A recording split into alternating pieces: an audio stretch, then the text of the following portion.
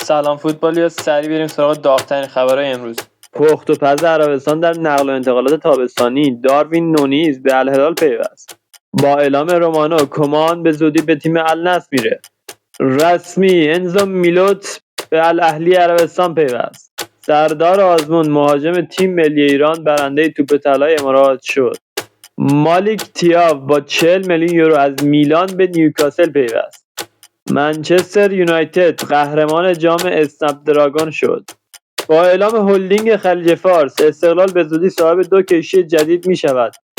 استقلال پیش از این یک کشتی دیگر نیز داشت و قرار است همزمان از 3 کشتی درآمدزایی کند.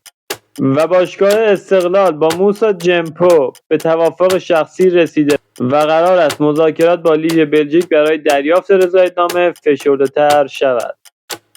گریلیش با قرارداد قرضی به اورتون پیوست.